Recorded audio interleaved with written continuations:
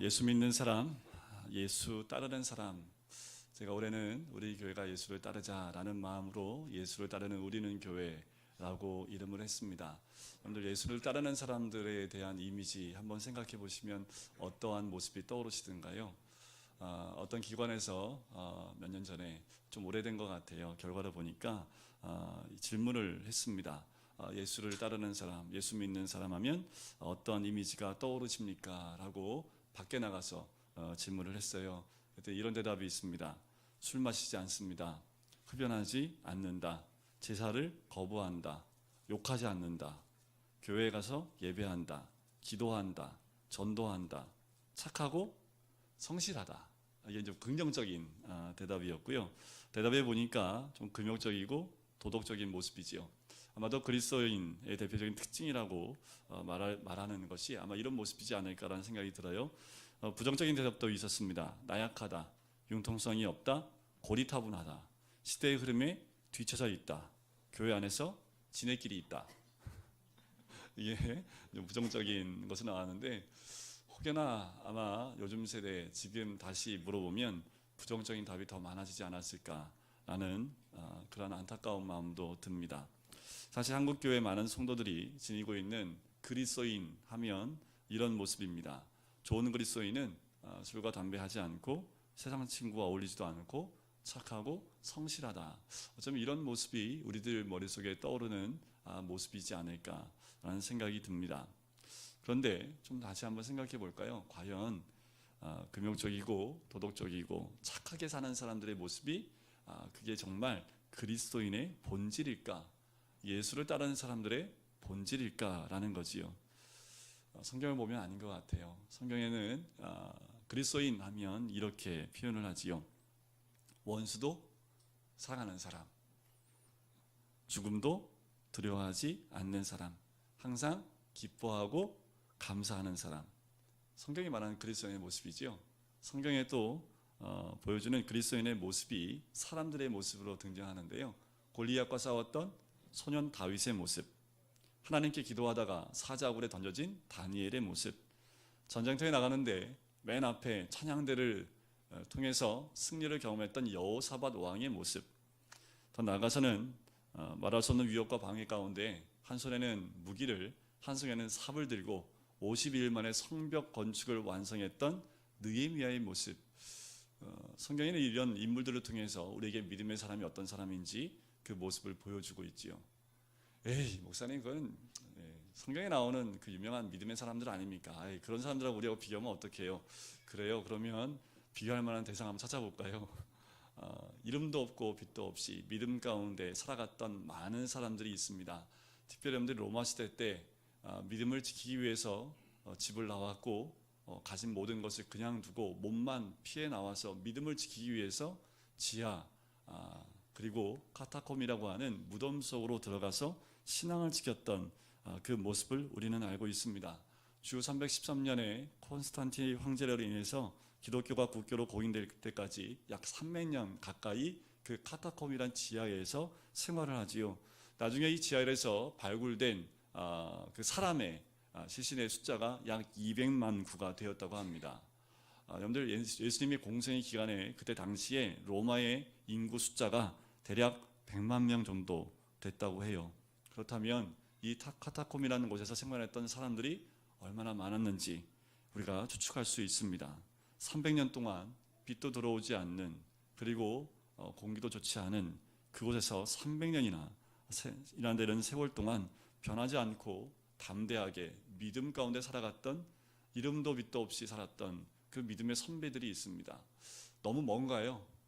그럼 우리 가까이 볼까요? 우리나라에는 정말 믿음 하나 때문에 참다운 그리스도인과 믿음의 사람으로 세워졌던 많은 분들이 계시지요.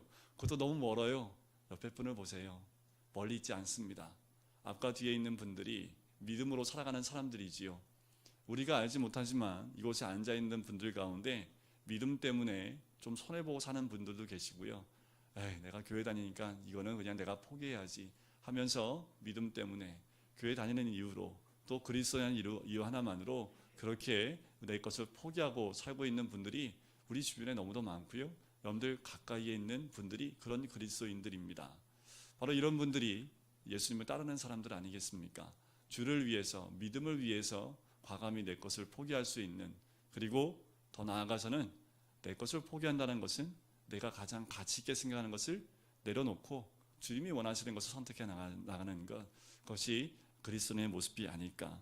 그런 사람들로 이루어지는 것이 하나님 나라입니다. 우리 예수님이 부활하시고 40일 동안 이 땅에 오셔서 하셨던 말씀이 뭐냐 하면 하나님 나라의 일을 선포하시고 가르치셨지요. 제자들에게 나타나셔서 왜 그 일을 말씀하셨을까? 그 이유는요, 내가 이제 가니까 너희들이 그 일들을 이어서 해야 된다, 계승해 나가야 된다 라는 그 의미로 그들을 40일 동안 하나님 나라의 일을 가르치셨습니다. 예수님의 지상사역은 처음부터 하나님 나라에 관한 것이지요. 예수님이 처음 사역을 시작하실 때 이렇게 선포하시면서 사역을 시작하셨습니다. 때가 찼고 하나님 나라가 가까이 왔으니 회개하고 복음을 믿으라. 이것이 우리 주님이 처음 시작하실 때 외쳤던 말씀이지요.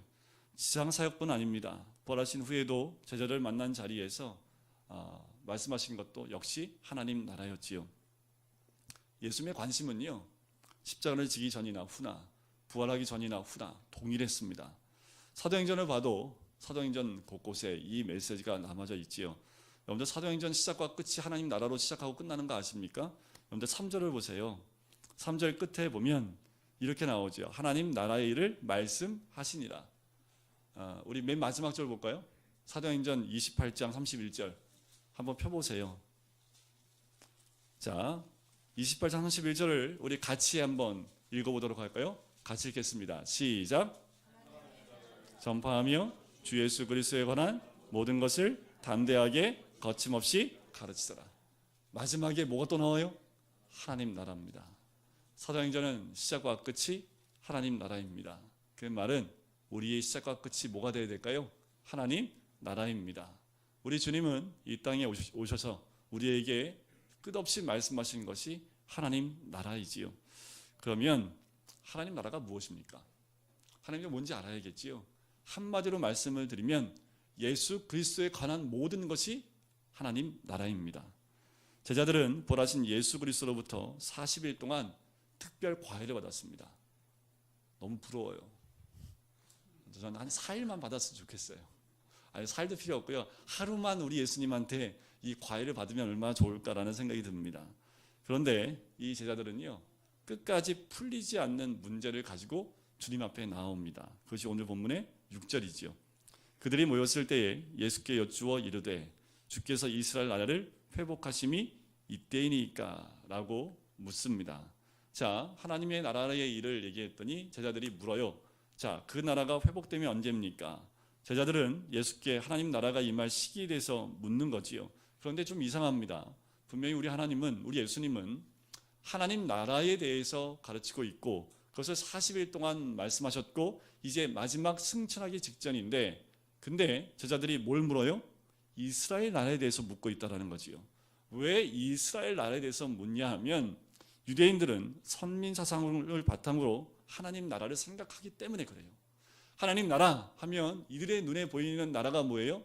하나님 나라는 이스라엘 나라지 라고 니꼬르로 생각을 해요. 하나님 나라나 이스라엘 나라가 같다라고 생각하는 것이 이들의 선민 사상입니다. 자, 그 이유는 뭐냐 하면 이스라엘 백성만 선택받았다라는 생각을 갖고 있습니다. 하나님께서 이스라엘 나라라는 선민을 중심으로 세계를 하나로 통합하실 것이다 라는 믿음을 가지고 있고요. 그리고 그들에게 세계를 지배할 영광과 그리고 특권과 권력을 주신다라고 이들은 가지고 있습니다. 이게 선민 사상입니다. 그래서 이들이 바라보고 있는 나라가 뭐냐면 다윗 왕국 나라입니다. 다윗 왕 때에 그 지역의 모두를 통일했기 때문에 다윗 왕과 같은 그런 왕이 일어나, 그래서 메시아를 다윗과 같은 메시아다라고 이들은 생각을 했습니다. 그래서 이들은 끝없이 이스라엘 나라가 다시 회복됨에 대한 그것이 곧 하나님 나라라고 이들은 생각을 했다라는 거지요. 이스라엘 사람들은요, 뼛속 깊이 이 선민 사상이 박혀 있습니다. 그래서 선민 사상과 대치되는 말씀을 들으면 이해를 못하는 거예요. 그러니까 분명히 예수님은 하나님 나라의 말을 얘기하는데 이들이 이해를 못해요. 왜 그러냐면 이들의 안경이 뭐예요? 이스라엘 나라라는 안경을 끼고 있기 때문에 아무리 하나님 나라에 대해서 얘기를 해도 이거를 이해할 수 없는 거지요.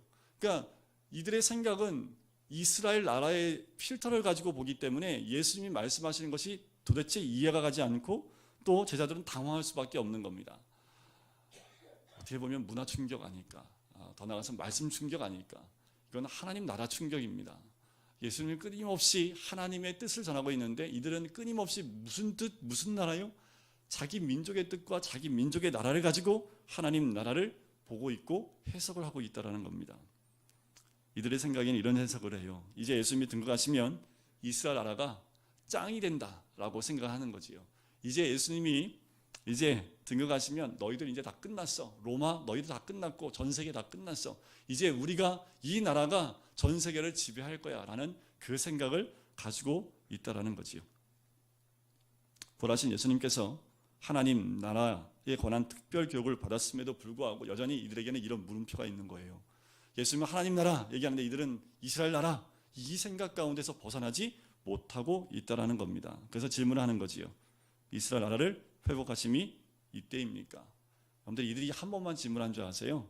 자, 여기서 6절에 보면 예수께 여쭈어 이르되라고 나오지요. 이게 원문에 보면 이게 미완료형입니다. 정확히 말씀을 드리면 이 말씀은 계속적 반복의 의미를 갖고 있는 미완료형이에요. 첫째 날 가르쳤더니 이스라엘 나라는요. 둘째 날 가르쳤더니 이스라엘 나라는요. 40일 동안 끊임없이 물었던 징하기도 하자. 아직 여기서 벗어나지를 못해요. 여러분, 우리가 하나님 말씀 대할 때 이들처럼 어떠한 사고가 딱 있으면 말씀을 말씀대로 듣기가 참 어렵게 됩니다. 그리고 여기서 이들이 회복이라는 말을 쓰고 있지요. 그런데 이스라엘 민족은 지금 로마 제국의 속국에 있습니다. 그런데 이스라엘 땅이 얼마나 큰지 아십니까? 그 길이가요 약 193km. 여러분들 서울에서 부산까지 몇 킬로입니까? 대략 한 400km 되잖아요. 근데 이스라엘 민족은 끝에서 끝까지 딱 가는데 193km입니다. 자동차로 가면 대전? 그죠? 대전 좀 밑에까지 1시간 반이면 차로 달리면 한 2시간이면 우리나라 같은 하이웨이가 아마 없을 겁니다. 있으면 한 2시간이면 횡단할 수 있어요. 나라를. 그리고 폭이 64km.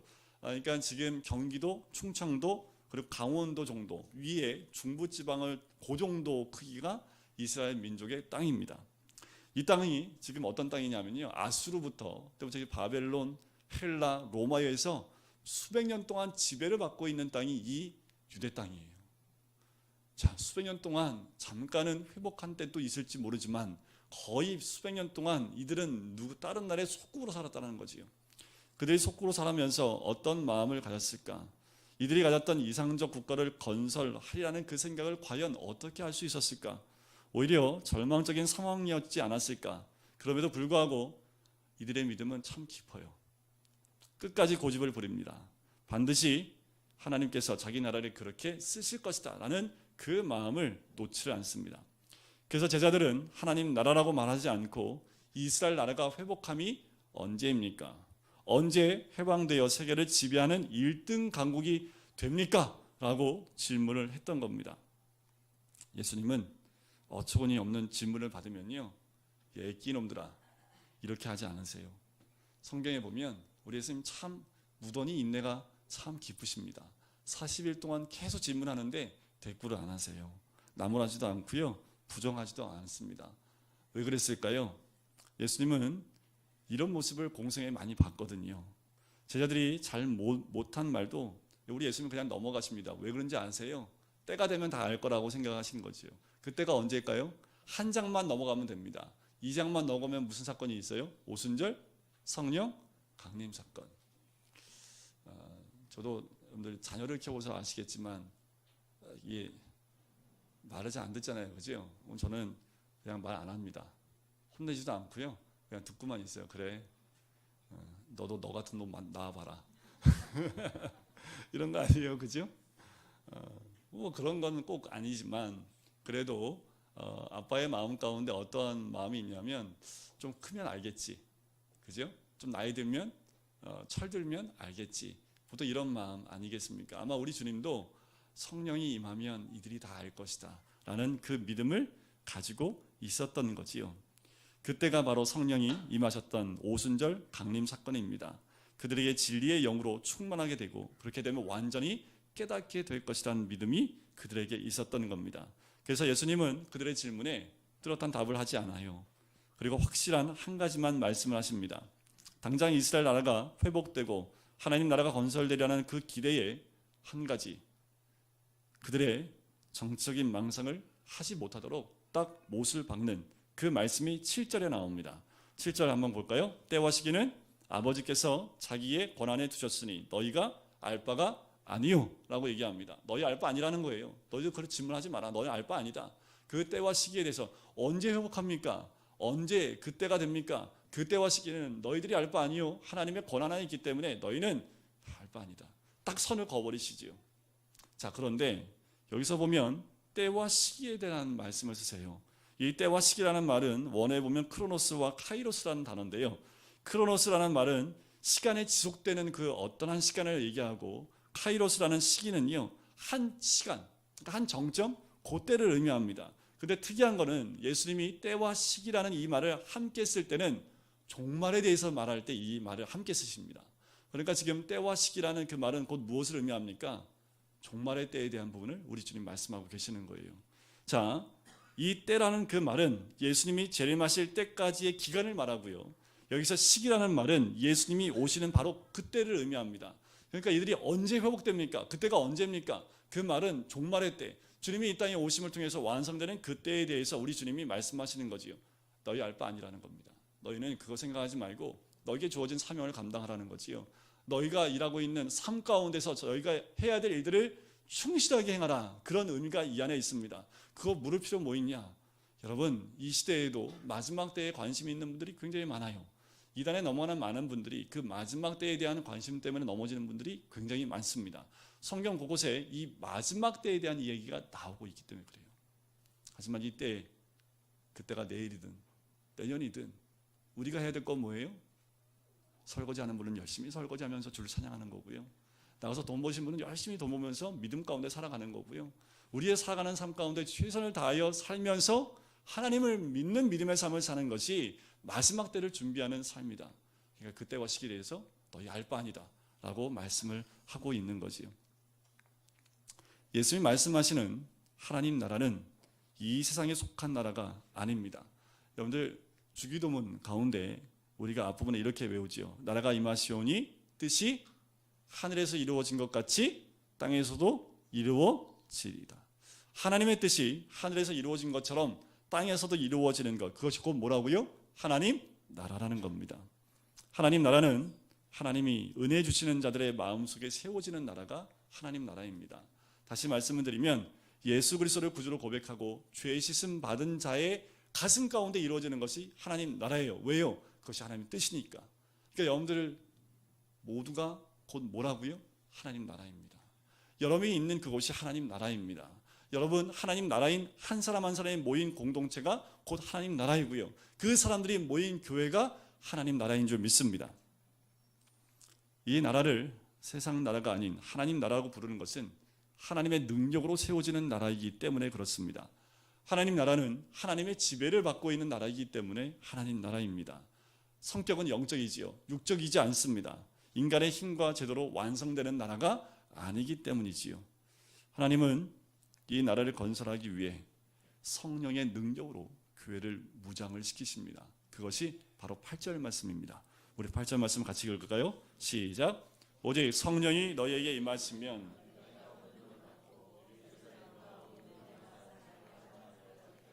내 증인이 되리라 하시니라. 자, 오직 성령이 너희에게 임하시면, 누가 임한다고요? 성령이 임하신다고요. 성령이 임하시면 교회가 폭발한다는 겁니다. 자, 권능이라는 말, 다이너마이트처럼 그 역할을 한다는 것, 그 힘이 있다는 겁니다.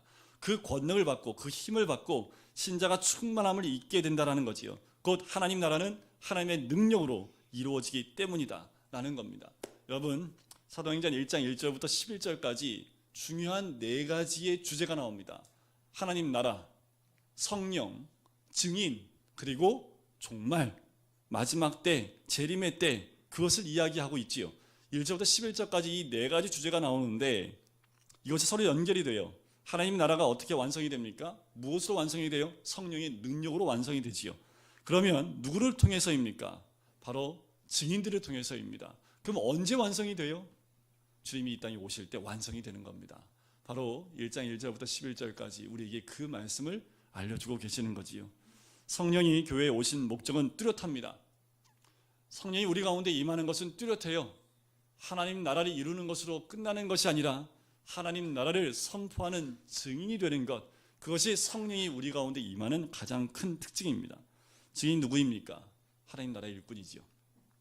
보고 들은 것을 말하는 사람들입니다. 제자들이 증인이지요.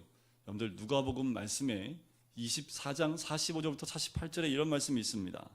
이에 그들의 마음을 열어 성경을 깨닫게 하시고 또 이르시되 이같이 그리스도가 고난을 받고 제3일에 죽은 자 가운데서 살아날 것과 또 그의 이름으로 죄 사함을 받게 하는 회개가 예루살렘에서 시작하여 모든 족속에게 전파될 것이 기록되었으니 너희는 이 모든 일의 증인이라. 부활하신 예수님이 제자들에게 하신 말씀입니다. 여기에 중요한 핵심이 있지요. 여러분들 우리는 뭘 보고 듣고 먹어보고 체험하면 그것을 가만히 있지 않지요. 최근에 그 먹는 것 가지고 프로그램들이 많이 있는데 여러분들 골목 식당 좀 보세요. 저는 뭐 가끔 이제 그 짤막한 1분짜리, 2분짜리 동영상을 봐요. 근데 특징이 그 골목 식당이 지나가고 나면 하나의 풍속이 하나 생기더라고요. 새벽마다 줄 서는 사람들이 있더라고요. 보니까 뭐 그 돈가스 집은요 새벽 한 4시에 가야지 점심때 먹을 수 있습니다. 번호표를 봤는데 24번까지 24번까지 받아야지 그날 점심을 먹을 수 있어요. 그들이 왜 주실까요? 그거 먹으려고 대구에서 올라오고 부산에서 올라왔더라고요. 새벽에 첫 차 타고 올라오는데요. 그거 먹으려고. 제가 그거 보면서 참 세상 별일이 있다. 근데 왜 그랬을까요? 그들이 그렇게 오는 이유가 뭐냐면 그 음식의 전문가가 먹으면서 이야 이 진짜 맛있다고. 그러니까 사람들이 어떻게 해요? 진짜 맛있나 먹으러 오는 거예요. 전 그걸 보면서 야 이게 증인이구나 라는 생각이 들어요. 정말 맛있는 걸 맛있다라고 전문가가 얘기하니까 사람들이 믿어요. 여러분들 우리는 예수 믿는 전문가인 줄 믿습니다. 예수 믿는 전문가가 됐어요. 우리가 예수님 믿으니까 이야 이렇게 얘기하면 정말 그래? 하고 우리 교회 줄 서야 되는데 우리가 예수 믿는 전문가가 돼야지요. 그래서 우리가 예수 믿는 게 무엇인지 하나님 나라가 무엇인지 보여주면 사람들이 그거 보고 정말 그래? 하고 그것을 경험해 보려고 와야 되는 거 아닙니까? 그런데 오늘 말씀엔 누가복음 24장 말씀은 좀 다르게 말씀하세요. 너희가 보고 듣고 오감으로 경험하지 않더라도 그 모든 것이 어디에 기록되어 있다고요? 말씀에 기록되어 있다고요. 나중에 한번 찾아보세요. 24장 45절부터 48절입니다. 우리 주님은 성경에 기록된 것을 증거하라고 말씀하는 거예요. 성경 안에 십자가, 부활, 전 세계에 미칠 회개와 복음을 다 기록해 놓았으니 너희 마음이 깨닫고 그 기록된 말씀의 증인이 되라 라고 말씀하는 거지요. 왜 그랬을까요? 저는 이 말씀 묵상하면서 이런 생각이 들어요. 제자들은 다 봤잖아요. 그지요? 살아계신 주님이 부활하신 것까지 다 봤잖아요. 그들은 말씀이 없어도요 강하고 담대하게 전할 수 있습니다. 순교할 수 있습니다. 왜요? 눈으로 봤거든요. 죽으셨던 주님이 살아나신 걸 봤거든요. 그럼에도 불구하고 우리 주님은 기록된 말씀이라고 이야기하셨다라는 거죠. 그 말씀을 왜 그렇게 했을까요? 우리 때문입니다. 우리는 그 주님을 보지 않더라도 기록되어 있는 말씀 가운데 그 말씀대로 증거하면 능력이 나타난다 라고 우리에게 알려주기 위해서 제자들에게도 성경에 기록된 대로 라고 말씀을 하고 있는 겁니다.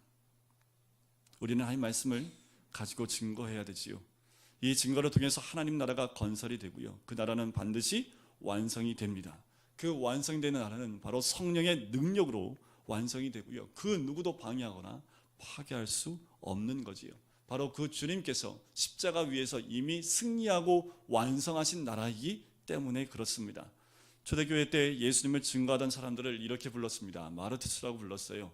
그 마르투스라는 헬라 말의 뜻은 순교자를 뜻합니다. 성도들 모두가 순교를 각오하고 마르투스가 되어졌다라는 거지요. 교회에는요 힘이 있습니다. 왜 힘이 있을까요? 우리 모두가 말씀의 증인이기 때문에 그렇습니다. 이 증인들이 온 서방에 퍼지면 퍼진 그곳에 무엇이 세워집니까? 하나님 나라가 세워지지요. 저 어두운 세상 가운데 그리스도가 다스리는 하나님 나라를 건설하는 사람들이 바로 이 증인이기 때문에 그렇습니다. 이들은 생명을 내놓고 증거하기 때문에, 주저하지 않고 그 말씀을 전하기 때문에 이 능력으로 하나님 나라는 더 확장되어지고 나눠지게 될 줄 믿습니다. 그래서 성령이 너희에게 임하시면 다이너마이트와 같은 그 권능을 받고 이제 어떻게 해요? 예루살렘과 라는 거지요. 예루살렘부터 복음화가 됩니다. 사도행전 1장부터 7장까지 그 과정이 예루살렘이 복음화되는 과정을 적고 있습니다. 다음 두 번째 단계는 온 유대와 사마리아입니다. 그것은 8장부터 11장 18절까지 기록되어 있습니다. 다 그 다음에 단계는 어디입니까? 땅끝이지요. 땅끝은요 11장, 사도행전 11장 19절부터 적혀져 있어요. 몇 장까지 적혀져 있을까요?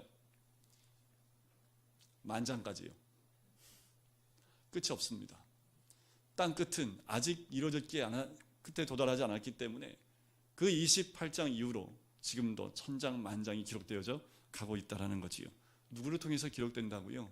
땅끝까지 성령의 임함을 통하여 권능을 받은 모든 마르투스 같은 사람들이 땅끝까지 복음을 전하는 그 기록들이 성경에 기록되어져 가고 있다는 겁니다.